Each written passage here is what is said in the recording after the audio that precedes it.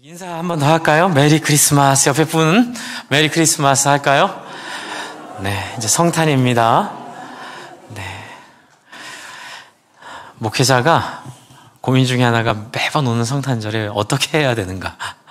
매년 오기 때문에 성탄절이 참 기대가 되면서도 메시지와 관련돼서 참 많은 고민들을 하게 됩니다. 그런데 성탄절을 지내면 지낼수록 마치 우리 삶의 데자뷰를 보는 것 같은 장면을 많이 보게 되는 것 같아요. 그래서 오늘은 성탄절을 맞이해서 예수님이 오신 삶의 상황들, 그것이 우리와 다르지 않음을 좀 봤으면 좋겠고요. 그래서 예수님이 오셔서 극복해내신 그 상황들의 모습들을 우리도 극복해낼 수 있고, 우리의 삶이 왜 이렇게 힘들까? 또 우리의 현상이 우리 주변에 나타나는 삶의 여건들이 왜 나는 이런 곳에 왔을까라는 고민을 좀 덜하게 하고 하나님 주신 우리의 삶을 한번 힘있게 헤쳐나가고 이겨내는 그런 일들이 있기를 바라는 마음의 말씀을 전합니다. 이제 오늘 우리 함께 읽었던 말씀은 마태복음 2장인데요. 여러분 지난주에 임마누엘 기억하세요? 네, 임마누엘이 무슨 뜻이죠? 하나님이 우리와 함께 하신다는 건데 그 당시 이사야에 있었던 삶의 상황 속에서 하나님의 한이 있었다고 말씀드렸죠. 그건 뭐냐면 하나님이 함께 하심을 사양하고 하나님의 함께 하심을 거절했던 그 아하스 왕의 그 거절에 하나님께서 그래도 내가 너와 함께 하겠다라고 하시며 거절한 자에게는 심판을, 받아들이시는 분들에게는 축복으로 양날의 칼과 같이 하나님 임하시는 모습 보여주셨다고 말씀드렸어요. 그리고 지난주 마태복음 1장에 있었던 내용 여러분 기억하시죠? 요셉이 그 하나님의 마음을 풀어준 사람이 됐다고요. 저와 여러분이 요셉처럼 하나님의 마음을 풀어주는 인생 되기를 바랍니다. 정말 우리가 말씀을 통해서 그런 우리의 말씀의 열매가 있으면 좋겠고요. 이제 오늘 말씀은 그 예언에 의해서 이후에 실제로 예수님 오셨어요. 그게 바로 2장 1절입니다. 이제 예언을 이제 임마누엘에 대한 얘기를 1장 25절까지 했고요. 아들을 낳기까지 동침하지 않은 아음의 이름을 예수라 했는데 2장 1절에 예수가 태어났을 때가 어느 때인지를 먼저 얘기하면서 이 마태는 예수의 탄생을 이야기하고 있습니다. 누가복음은 이 앞에 있는 내용을 많이 썼어요. 그래서 나사렛에 있다가 호적하러 베들레헴에 왔던 기억들, 그리고 말구유에 누인 예수님에 대한 이야기를 하고 있는데 마태복음은 그 내용은 넘어가고 2장 1절에 한 예수님 2살 때 이야기를 하고 있습니다. 예수님 2살 때. 그런데 2살 때 어떤 시절이 왔는지 2장 1절 한번 같이 읽어볼까요? 시작. 헤롯 왕 때. 이거예요. 계속 읽을게요. 예수께서 유대 베들레헴에서 나심에 동방으로부터 박사들이 예루살렘에 이르러 말하되. 여러분 성경은 헤롯 왕 때에 왔다고 얘기하고 있습니다. 우리는 좋은 시절에 살고 있어요. 역사에서 몇 꼽히지 않는 100년 이내에 큰 전쟁이 없는 경험을 우리는 이제는 조금씩 채워가고 있습니다.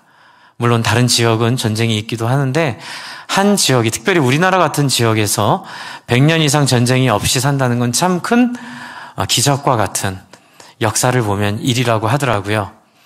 그런데 예수님은 언제 오셨냐면요.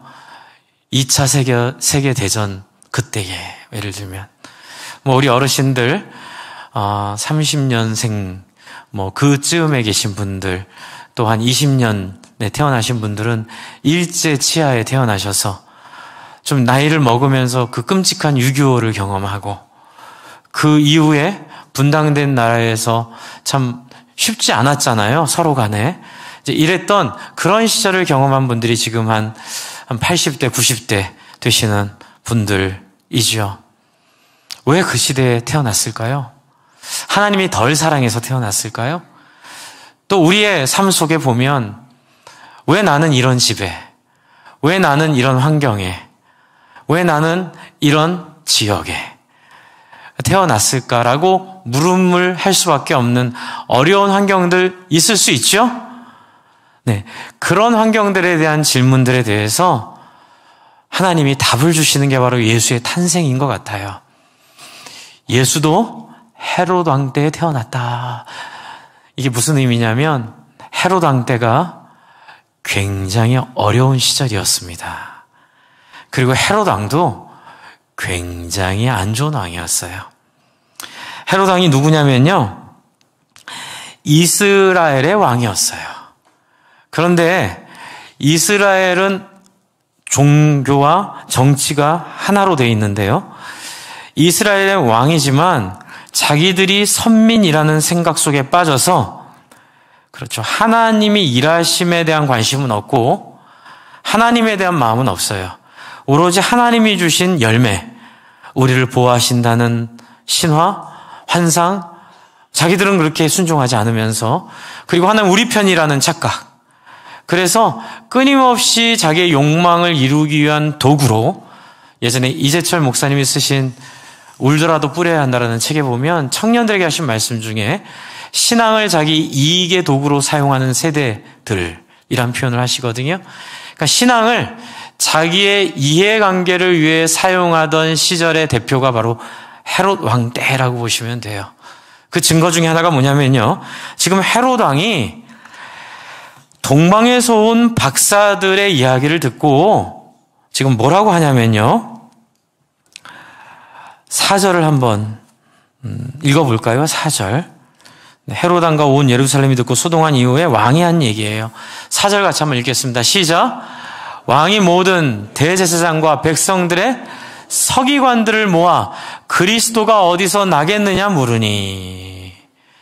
자, 한번 여쭤볼게요. 지금 헤롯은 그 별을 보고 쫓아온 박사들의 얘기를 듣고 태어날 사람이 성경에서 말하는 그리스도인 줄 알았나요? 몰랐나요? 몰랐어요? 왕이 모든 백성의 사람들 모아 그리스도가 어디서 나겠냐고 누가 물어봐요? 헤롯 왕이 물어봐요. 헤롯 왕이. 헤롯 왕은 그리스도라는 걸 알 직감으로 알았어요. 그래가지고 여기에 대한 대응과 태도가 어떤지 보세요. 그리스도가 어디서 나겠냐고 물어보는 거예요. 근데 아직은 이 본 모습이 드러나지 않아요. 그런데 7절을 한번 보세요. 7절.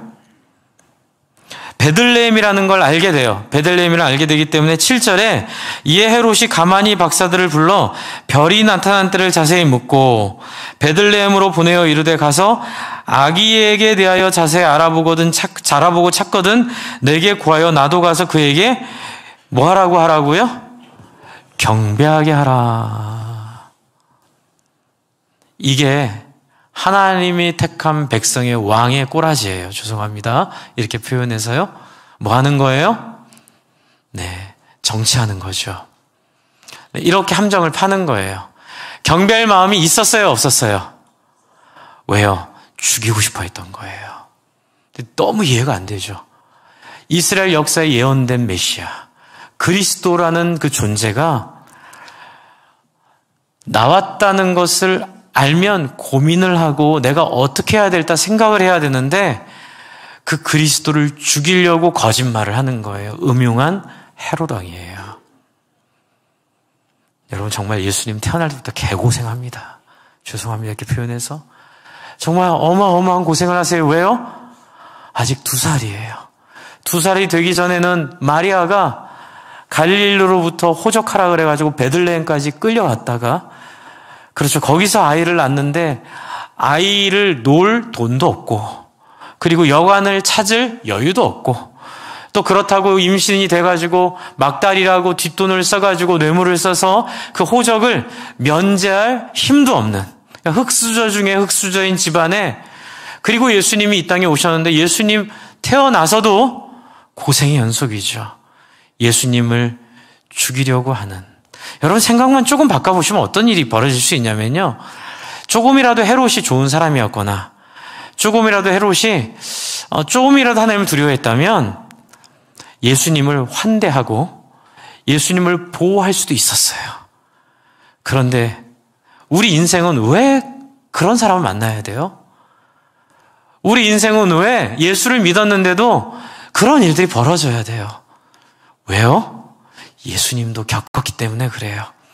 예수님에게 이런 일을 겪게 하신 하나님의 그 마음과 뜻을 우리가 이해한다면 우리에게 나타나는 이런 비슷한 일들이 결코 불행이 아님을 알게 되고, 그런 일들을 맞서 우리가 살아갈 때에 제대로 문제를 풀어내며 그러한 일들이 우리의 삶에 하나님의 역사가 되게 할 줄로 믿습니다. 이것이 이제 성탄을 맞이하면서 예수님의 탄생을 우리가 기억하면서 우리에게 적용할 수 있는 굉장히 좋은 적용점이라는 생각이 드는 거예요. 여러분, 지금 헤롯은 박사들에게 거짓말합니다. 내가 경배할 거야. 마음도 없으면서. 그리고 박사들은 별을 따라갑니다. 근데 이제 사람들이 왜 베들레헴으로 가는 별인데 왜 예루살렘에 갔을까? 저도 궁금했어요. 근데 지도를 보면 그 궁금증이 쉽게 풀립니다. 지도를 한번 보여주세요. 잘 보이실지 모르겠지만 저 노란색 밑에 거기가 예루살렘이에요. 예루살렘과 그 베들레헴은 거리로 8km 정도 됩니다. 그런데 저 동방 박사들은 어디서 왔냐면요, 동쪽에서 왔잖아요.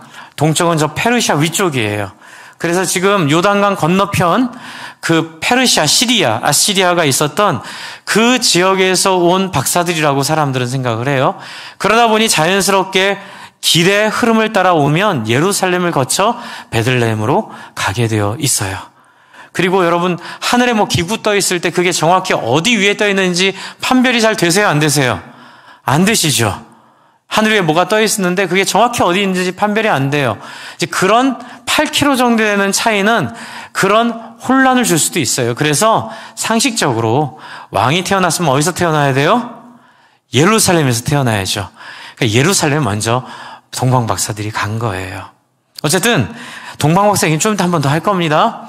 이제 오늘은 지금은 헤롯을 먼저 좀 볼게요. 헤롯이 이렇게 한 다음에 뒤에 보면 하나님이 동방박사들을 빼돌리십니다. 하나님 동방박사를 빼돌리세요. 그리고 어떡하죠? 헤롯이 자기가 속은 줄 알아요. 속은 줄 알아요. 회개해야지, 속은 줄 알았으면. 자기도 속이려고 그랬는데.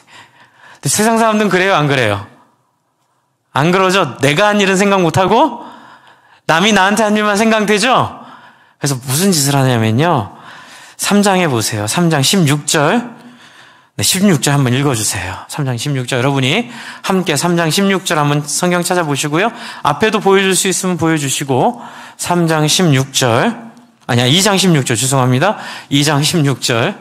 네, 2장 16절입니다. 2장 16절. 다 찾으셨으면 앞에도 있네요. 한번 읽어주실래요? 시작.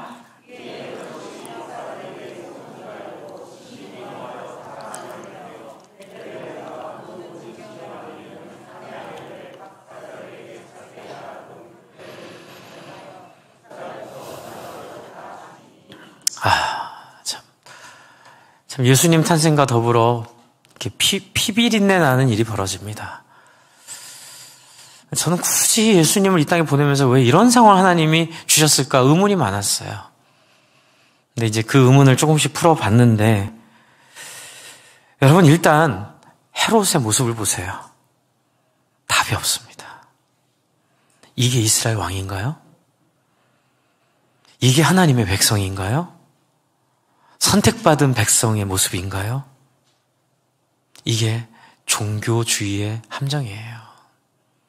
하나님은 구약 내내 붙잡고 얘기하세요. 내가 너에게 율법을 준 이유, 내가 너희를 향하여 헌신하는 이유, 내가 너희가 얼마나 부족한 존재들인데 너희를 불러 하나님 나라의 영광스러운 트로피를 주며 너희를 그런 가치 없는 존재를 내 보배로 삼았다라는 말을 하나님은 끊임없이 하는데, 이스라엘 사람들은 그 하나님의 마음에 관심이 있어요, 없어요? 관심이 없어요. 어디에만 관심이 있어요? 하나님 주는 유산에만 관심이 있어요. 우리의 인생의 모습의 본질이 여기 드러나는 거예요. 우리의 신앙도 자칫 잘못하면 이런 길로 가게 돼요. 신앙생활 하는데 천국만 관심이 있고, 내가 구원받은 것만 관심이 있고, 그 다음에 내가 이렇게 영적 권위를 가지고 사람들을 이렇게 호령하면서 이렇게 사람들을 인도하고 리드하는 그런 욕망에 우리는 빠지게 돼요.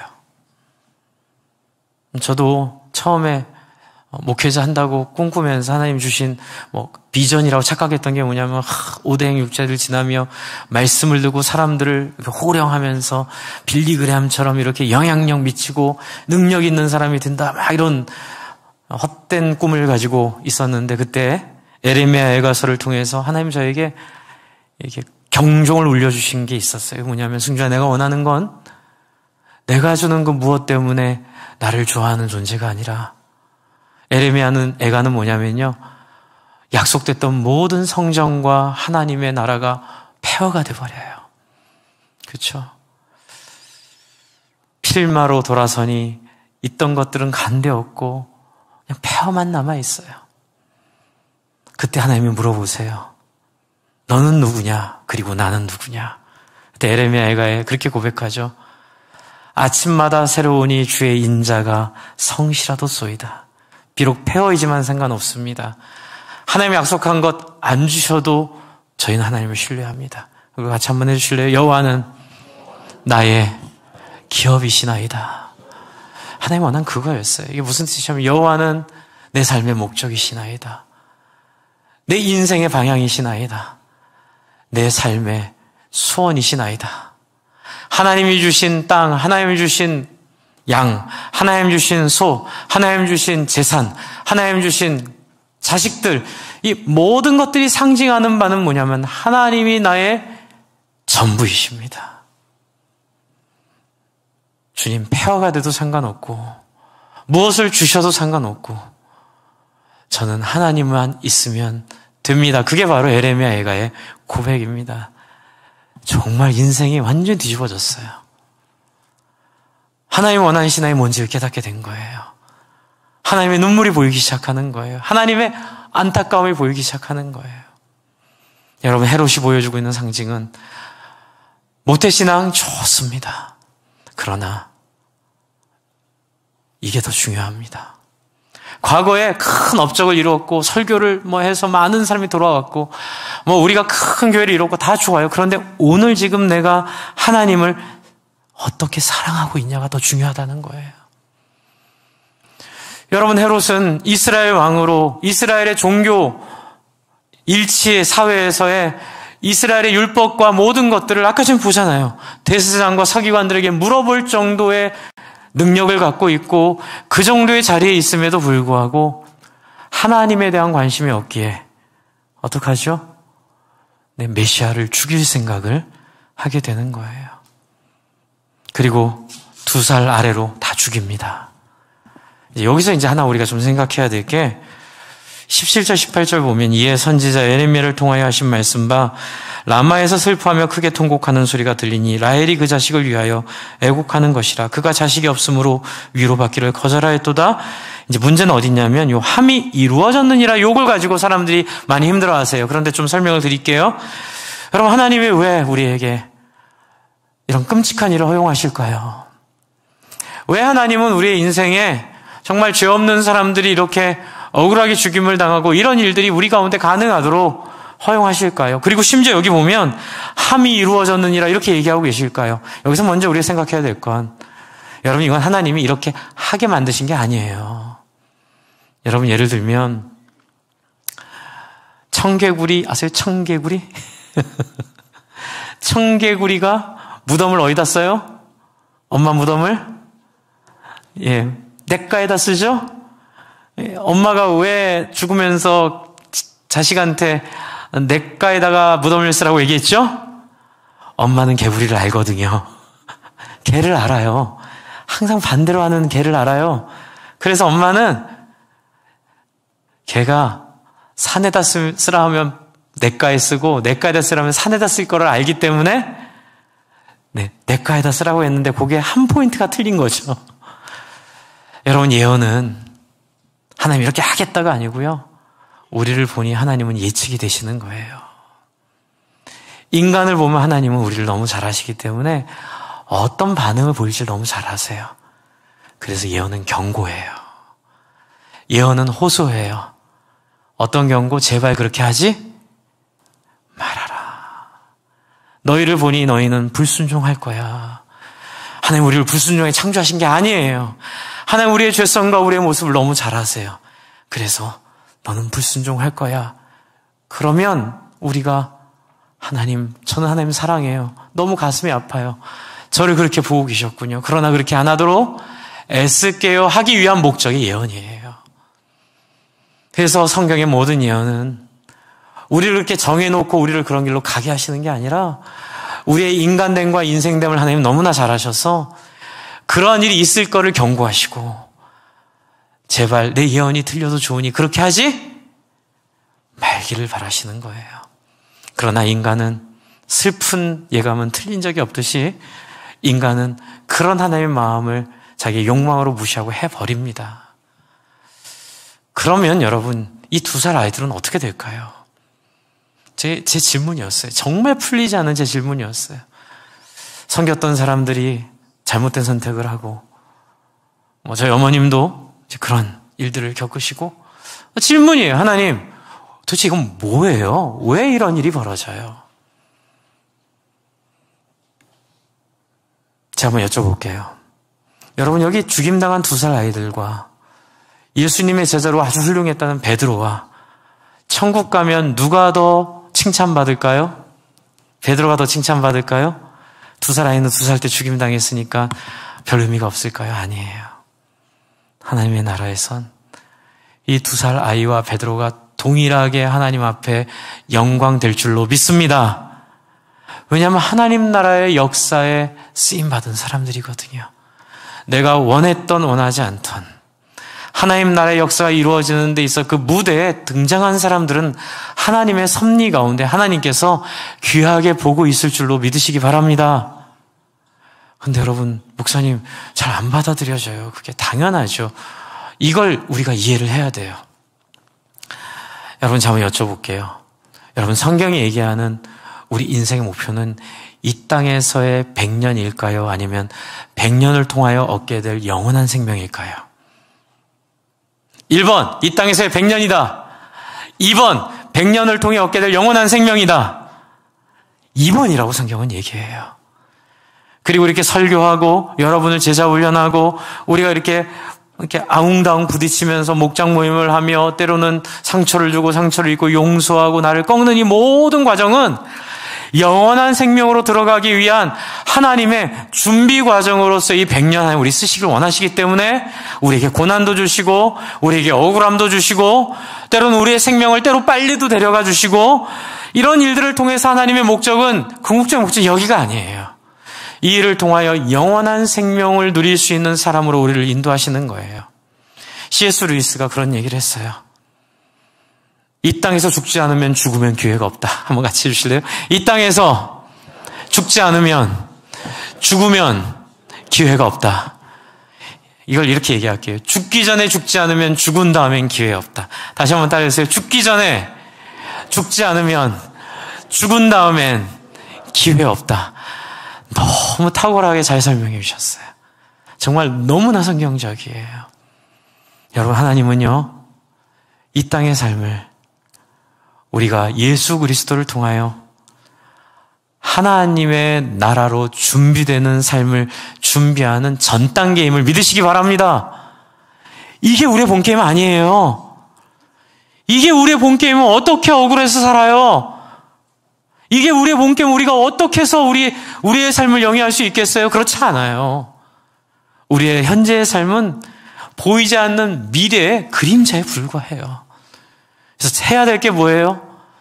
이 삶을 충실하게 하나님의 뜻 가운데 살아내는 법을 익히고 배우고 훈련하고 이해해서 하나님이 쓰시기에 거리낌 없는 사람으로 준비되어져 가는 거예요. 여기의 핵심은 원하는 대로 살지 않는 겁니다. 뭐라고요? 원하는 대로 살지 않는 거예요. 그 얘기는 뭐냐면 하고 싶지만 예수님 때문에 하지 않고 하기 싫지만 예수님 때문에 하는 인생. 여러분, 하나님도 그런 분인 거 아세요? 여러분, 하나님을 쭉 보면요, 하나님 자기 마음대로 안 하세요.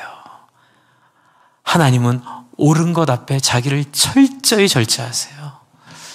하나님은 틀린 것에는 자기를 철저히 버리세요. 그래서 공의와 정의와 의, 헤세드, 체데카, 미슈파트라고 상징되는 이 구약에 말하는 진리라고 표현되는 진리를 알지니 진리가 너희를 자유케 하리라. 그렇죠. 영과 진리로 예배할지니 곧 그때가 이때니라 라고 얘기하셨던 그 예수님의 말씀, 이 구약에 의와 공의와 사랑이 세 성품을 가진 하나님을 의미해요. 그래서 하나님은요, 자신을 순종시키시고 옳은 것에 자신을 들이시는 분이세요. 이 하나님을 어떻게 사랑 안 할 수가 있겠어요? 저는 이 하나님 보고요, 미쳐버리겠더라고요. 너무 좋아서. 이 하나님 만났는데 와, 죽어도 여한이 없는 거예요. 바로 이거예요. 바로 이런 존재가 우리에겐 필요했던 거예요. 그런데 하나님이 그렇게 우리를 위해 해주시는 거예요. 여러분, 하나님은 얼마나 안쓰러운 줄 아세요? 성경 보면 이렇게까지 할 이유가 뭐가 있어요? 이렇게까지 모욕을 당해가며 이렇게까지 예수를 보내는데 헤롯에게 이 얼굴에 이 먹칠을 당해가면서까지 하나님이 그럼에도 불구하고 보내셔서 섬기시는 하나님. 여러분, 나중에 기회 되시면 열왕기상을 한번 설교를 드릴 기회가 또 있으면 좋겠는데, 여러분 개인적으로 좀 궁금하신 분들은 이 열왕기상 13장을 한번 읽어보세요. 집에 가셔서. 이게 뭐가 나오냐면요, 하나님의 사람 선지자가 나와요. 젊은 선지자가. 근데 이 젊은 선지자가 늙은 선지자에게 갔다가 속아요. 하나님 먹지 말라 그랬는데 늙은 선지자가 막 속여버려요.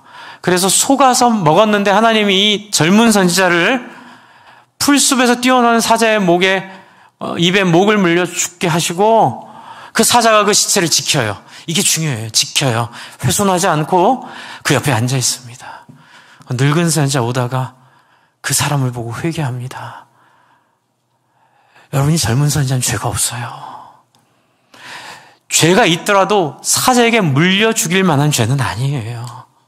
속았을 뿐이에요. 저는 이게 풀리지 않았던 거예요. 하나님 나라가 이런 나라라면 저는 하나님 떠나겠습니다. 하나님 나라 이런 나라라면 저는 신앙 갖지 않겠습니다. 그럴 정도로 너무너무 소화가 안 됐던 본문이에요. 그런데 나중에 어마어마한 은혜로 제가 이해가 됐어요. 뭔지 아세요? 승준아, 네 눈에는 이 억울하게 죽은 젊은 선지자와 다윗과 누가 더 하나님 나라에 훌륭하고 의미 있다 생각하냐? 물론 다윗이잖아요, 하나님. 아니, 그건 너희들의 시각이고, 이 영원한 우주를 만드신 하나님 나라에서의 의미로는 다윗도 나의 말에 쓰임 받았고, 다윗의 쓰임새가 있고, 그리고 이 젊은, 억울해 보이지만 이 젊은 선지자의 쓰임새가 있지 않니? 그리고 우주를 깨달은 거예요. 여러분, 저는 우주를 보면요, 하나님이 보여요. 여러분, 지금 우리가 보고 있는 저 관측 가능한 별의 거리가 360억 광년이래요. 360억 년을 빛의 속도로 달려가야 갈 수 있는 거리의 빛을 우리가 지금 보고 있어요. 태양에서 지구까지 12초인가요? 빛이 오는데요. 여러분, 제가 이렇게 말하면 항상 생각해 보세요. 360억 광년에 있는 빛이 우리가 관측했어요. 그러면 이 빛은 몇 년 전 빛이에요? 360억 년 전의 빛이에요. 그러면 360억 년 후에 혹시 100억 년 전에 그 별이 없어졌다면 우리는 그 빛을 언제 없어진 걸 알 수 있겠어요? 100억 년 뒤에 알 수 있어요. 여러분, 우리의 스케일과 하나님의 스케일은 비교할 수가 없어요. 우리가 80년 잘 살았다, 40년 살았다, 2년 살았다. 여러분, 360억 년의 스케일을 생각해 보시면 100년, 40년, 2년 커요, 작아요? 커요. 맞아요. 크긴 하는데 여러분, 우리가 죽은 다음에 돌이켜보세요. 만약 우리가 죽었다고 생각하고 돌이켜보세요. 여러분, 1000년 전에 어떤 무사가 정의를 위해 싸우다가 20살에 죽었어요. 그런데 비겁하게 도망가서 80살까지 살았어요. 여러분에게 지금 의미가 있어요, 없어요? 의미 없어요.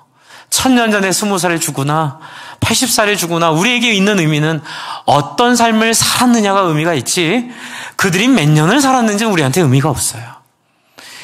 이 착시 현상을 우리는 잘 깨달아야 돼요. 안 그러면 이 현실을 우리는 망칠 수 있어요. 이 현실을 우리는 놓칠 수 있어요. 주 안에 사랑하는 성도 여러분, 이 2살 아이들도 하나님 나라의 한 팀으로 월드컵 우승하면 공격수나 수비수나 함께 컵을 들어 올리듯 하나님 나라에 임할 때에 다윗이나 모세나 아브라함이나 이 2살 아이나 또 젊었을 때 이름 없이 하나님의 사람으로 불림받았지만 한 늙은 선지자를 깨우치게 하기 위하여 희생당한 그 선지자와 동일하게 하나님 앞에 영광 받을 줄로 믿으시기 바랍니다.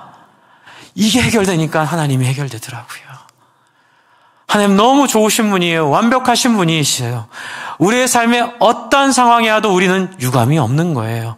왜요? 우리는 하나만 지키면 돼요. 뭐요? 하나님 마음을 보고 그 마음을 따라 우리의 삶을 드리는 순수함. 여러분, 바로 그 순수함은 동방박사가 보여주고 있어요. 다시 동방박사로 돌아갈게요. 동방박사는 3명이다, 2명이다, 12명이다, 1번 3명이다, 2번 2명이다, 3번 12명이다. 몇 번이에요? 네? 함정. 몰라요. 성경 안 쓰여 있어요. 여기 그냥 동방으로부터, 그렇죠? 박사들이라고만 써 있어요. 이제 이 박사들은 천문학자들, 지금으로 치면 이제 그 당시에는 점술가들, 점성가들 이렇게 표현했는데, 또 천주교에서는 이 사람들을 저쪽 조로아스터교 쪽에서 온 사람들으로도 이해를 해요. 근데 그렇게까지 저는 생각하고 싶지는 않고요. 과학자들이라고 보고 싶어요. 저는 과학자들. 여러분, 과학자들의 특징이 뭐예요? 천문학자들의 특징이 뭐예요? 있는 그대로를 보는 거예요. 그렇죠? 여러분, 하나님 나라에 정말 하나님 원하는 사람 누군지 아세요? 종교인 아니에요. 말끝마다 믿습니다, 할렐루야, 아멘, 이거 아니에요. 어떤 사람이에요? 한번 따라해보세요. 진실한 사람, 솔직한 사람, 정직한 사람. 목사님, 그게 어떻게 그게 가능해요? 성경이 있어요. 한번 따라해보세요. 심령이 가난한 자는 복이 있나니, 마음이 깨끗한 자는 복이 있나니. 바로 그거예요. 여기서 보여주는 이 동방박사들의 본질은 이것저것 고민하지 않고 그냥 하늘의 별을 있는 그대로 받아들이고 그 별을 따라와서 순수한 마음으로 나온 사람들, 그걸 의미한다고 저는 봐요. 여러분, 너무 종교에 빠지지 마세요. 종교는 우리를 구원할 수 없어요. 우리를 구원할 수 있는 건 진실하고 정직하고 순수하고 온전한 하나님이심을 믿으시기 바랍니다. 여러분, 거룩이 뭘까요? 여러분, 거룩은 할렐루야 아멘 이거 아니에요. 거룩은 잘 용서해 주는 거예요. 거룩은 금방 풀리는 거예요. 거룩은 농담하는 거고, 거룩은 사람들과 함께 마음을 나누는 거. 그래서 예수님이 얘기하시잖아요. 장례식장에 울지 않고, 잔치하는데 웃지 않고, 사람들이 울어도 꽹과를 치러도 함께 마음을 움직이지 않고, 나는 종교인이네 이러고 있는 사람들 예수님이 되게 힘들어하세요. 예수님이 원하시는 건 뭐예요? 함께 울고 함께 웃고, 슬퍼하는 자들 위로하고, 기뻐하는 자들 함께 맞장구 쳐주고, 투덜이 숨어프가 아니라 저 늘 함께 같이 사람들과 잘 지낼 수 있는. 그래서 제가 요즘에 깨달은 게 있어요. 여러분, 예수님 때문에 왜 오신 줄 아세요? 같이 해주셔요. 예수님처럼 사람들과 잘 지낼 수 있는 사람으로 만드시려고. 왜요? 그게 천국이라서 그래요. 그런 사람으로 준비돼야 천국이 천국일 수 있어요. 물론 그런 사람이 아니라도 천국은 가요. 걱정하지 마세요. 그런데 적응이 힘드실 거예요, 조금. 막 닭살 돋고, 막 그냥, 위선자들 막 그냥, 저게 뭐가 좋다고 저렇게 서로 좋아하고 있고, 막, 좀 가끔가다 뒷담화도 하고 좀 사람들 해야 좀 스트레스도 풀리는데 저 사람들만 만나면 뒷담화가 없어. 여러분, 그게 천국인 줄 믿으시기 바랍니다. 여기서 훈련 안 받으면 천국 가서 굉장히 힘들어질 수 있어요. 여러분, 하나님은 막 안 되는 사람 억지로 끌고 가시는 분이 아니라 예수 그리스도 우리를 탁월한 실력으로 설득하시고 우리를 탁월한 실력으로 훈련시키시고 우리를 감동시키셔서, 여러분, 축구 감독도 이러면서 보여주잖아요. 게으르고 싸우던 선수들을 하나로 만들고 동료애를 만들게 해가지고, 그쵸, 서로 같이 눈물을 뿌리며 함께 뛰어갔을 때 엄청난 에너지 나오잖아요. 여러분, 그거 보려고 우리가 스포츠 좋아하는 거지, 돈으로 사가지고 이렇게 돈으로 행하는 건 감동이 없어요. 그 안에서 서로의 마음을 나누고 함께 하나 돼서 불가능한 일을 만들어내는 그것이 우리에게 감동이 되죠? 그게 바로 여러분 안에 있는 하나님의 흔적이에요. 여러분, 이 동방박사들이 그런 모습 보여주고 있어요. 근데 동방박사를 3명이라 하는 이유는, 여러분, 11절에 보세요. 11절. 베들레헴으로 갑니다. 집에 들어가 아기와 그의 어머니 마리아가 함께 있는 것을 보고 엎드려 아기에게 경배하고 보배합을 열어 뭘 줘요? 황금과 유황. 아니에요. 저희 어렸을 때 유황이라고 우리가 그럼 죽어요, 유황 주면. 유향. 유향이에요. 네. 유황이라고 우리 중고등부 때 했다가 선생님이 그러면 얘 좀 죽어 그러더라고요. 유향, 그리고 모략을, 그쵸, 드리는 게 왕에게 주는 선물이에요. 3개를 줬기에 동방박사 3명이라고 우리가 얘기하는 것 뿐이죠. 그런데 중요한 게 여기 하나 있어요. 근데 동방박사 순수한데 눈치가 없어요. 왜 눈치가 없냐면, 유대인으로서 왕으로 나신 어디냐 찾아와서 보세요. 2절 한번 읽어보세요. 2절, 2장 2절 시작. 유대인의 왕으로 나신 이가 어디 계시냐? 동방에서 그의 별을 보고 그에게 경배하러 왔노라 하니, 이 얘기를 어디서 해요? 예루살렘에서 해요. 여러분, 이 동방박사들은 예루살렘에 있는 사람보다 순수했던 것 같아요. 어떤 기대로 했을까요? 여기에 드디어 왕의 자식이 태어났으니 예루살렘 가서 이 얘기를 하면 왕이 기뻐할 거야. 틀림없이 왕에게 아들이 났을 거야, 2년 전에. 그러니 우리는 이 얘기를 하면 대접도 잘 받고 사람들과 함께 축제하고 환호하고 할 거라고 기대하고 예루살렘에 가서 얘기했는데 눈치가 없는 거죠. 이 동방박사보다 예루살렘에 있는 왕이 더 음흉하고 더 악하고 더 나쁜 거예요. 눈치 없는 동방박사. 그래서 난리가 나죠. 예루살렘이 난리가 나요. 그래서 헤롯이 딱 그 서기관들, 율법학자들 모아서 성경을 뒤집습니다. 다 찾아보니까 베들레헴에서 난다는 거예요. 아까 8km라 그랬죠. 그래서 7절에 보면 헤롯이 꼬십니다. 박사들을. 잘 속아요, 또 박사들이. 자, 어떻게 잘 속습니까? 박사들을 불러 별이 나타난 때를 자세히 묻고 베들레헴으로 보내어 이르되 가서 아기에게 대하여 자세히 찾아보고 찾거든 내게 고하여 어떻게 해요? 나도 가서 그에게 뭐하게? 경배하게 하라. 네, 여러분, 목사님, 순수하면 당합니다. 순수하지 말. 근데 아니에요. 전 눈치 없는 동방박사 들려요. 왜냐하면 순수하면 눈치 없어도 누가 도와주세요? 하나님 도와주세요. 눈치 있어도 순수하지 않으면 하나님이 대적하세요.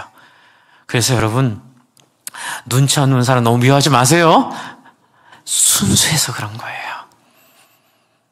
저도 이 말씀 준비하면서 앞으로 하나님 우리 교회에 눈치 없어도 순수한 사람들이 중용되기를 바랍니다.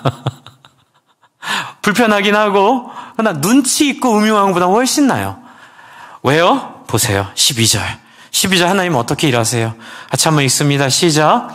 그들은 꿈에 헤로데게로 돌아가지 말라 지시하심을 받아 다른 길로 고국에 돌아가니라. 여러분, 하나님 살아계심을 믿으시기 바랍니다. 하라면 하고 말라면 말고 서라면 서고 용서라면 용서하고 안아주면 안아주라 하면 안아주고 품으라면 품으면 돼요. 그 뒷생각은 해요 말아요? 안 해도 돼요. 누가 해결해 주세요?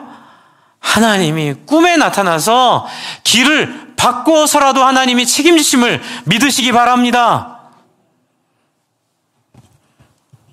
내년 우리 표어가 행복한 예배, 3축을 얘기하는, 3축을 얘기하는데요.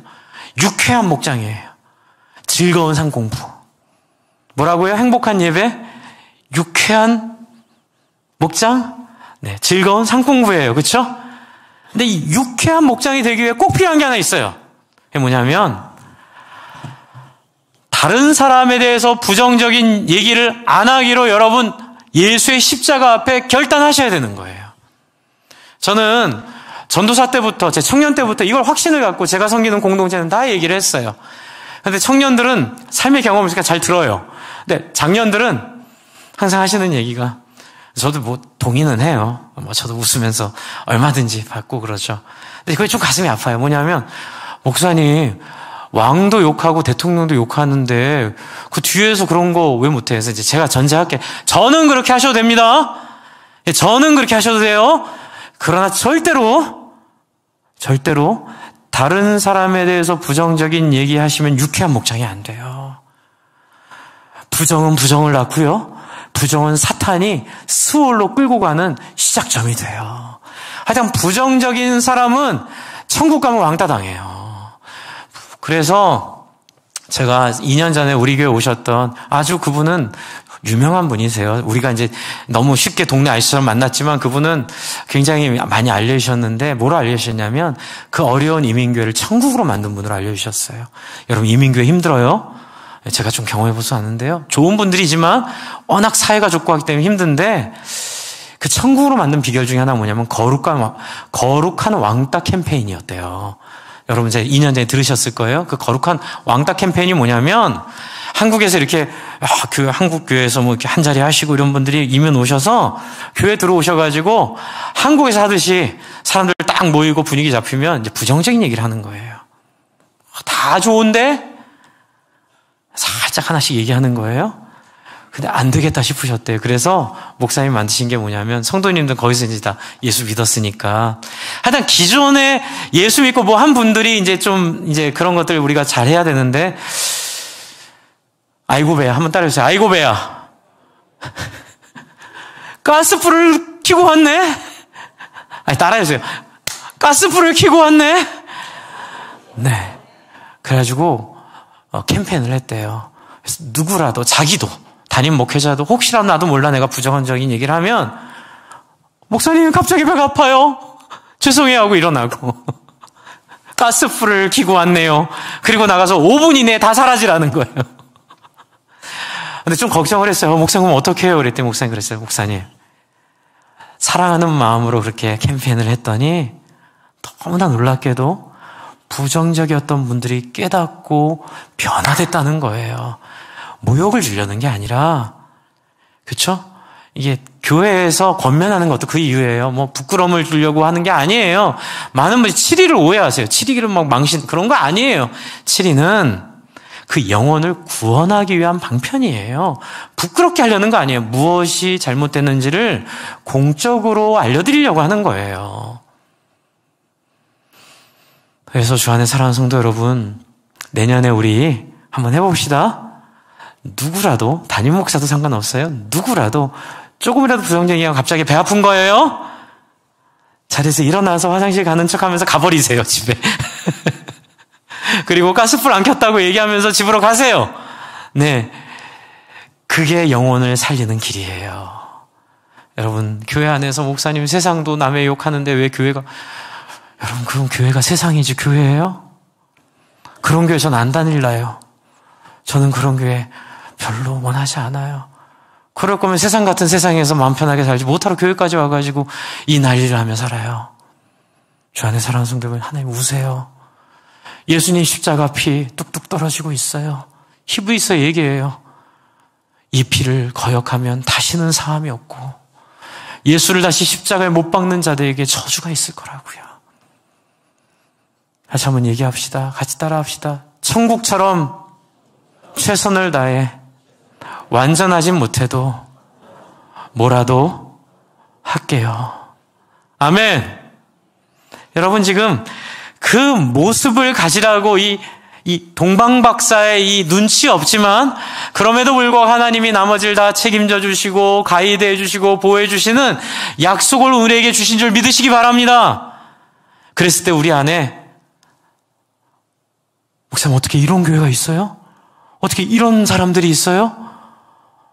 이쁘게 봐주려고 하고 긍정적으로 봐주려고 하고 사람들을 품어주려고 하는, 저는 이런 거 본 적이 없어요. 저 여기 함께 할래요. 이게 전도일 줄로 믿으시기 바랍니다. 꼭이에요. 꼭이요.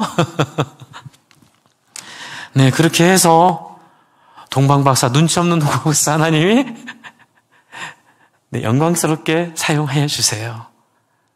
그리고 이제 예수님과 그의 가족들도요, 여러분, 하나님이요, 피할 길을 주세요. 그래서 고린도후서 앞에 한번 보여주세요. 고린도후서, 앞에 준비가 안 됐나요? 네, 죄송합니다. 고린도 전서를 후서로 했네요. 고린도 14장 13절 같이 읽습니다. 시작. 사람이 감당할 시험 밖에는 너에게 당한 것이 없나니 오직 하나님은 미쁘사 너희가 감당하지 못할 시험 당함을 허락지 아니하시고 시험 당할 즈음에 또한 피할 길을 내사 너희로 능히 감당하게 하시느니라. 믿습니까? 아멘. 이때 이제 우리의 믿습니까가 나와야 되는 거예요. 두려워하지 맙시다. 세상적으로 염려하지 맙시다. 말씀대로 한번 살아봅시다. 하나님 뜻대로 한번 해봅시다. 성경대로 한번 교회를 세워봅시다. 그게 우리가 내년에 하려는 가정교회 원년의 시작입니다. 원로 목사님이 그동안 하셨던 교회 이름을 삼회교회로, 전도도 잘 안 되게, 삼회교회 때문에 등록할 때 많이 장애가 있다 하시더라고요. 저도 처음에 삼회교회라는 이름을 듣고 가야 되나 이 생각을 한 적이 있어요. 이 귀한 마음이 이 안에 있잖아요. 그렇죠? 삼회의 교회를 하나님 세우신 그 뜻을 따라 여러분이가 하나님 도와주심을 믿고, 예수님도 그리 험한 꼴 당했는데 내가 뭐라고 편하게 살겠어요? 험한 꼴 좀 당합시다. 그 가운데 하나님이 도우심을 경험합시다.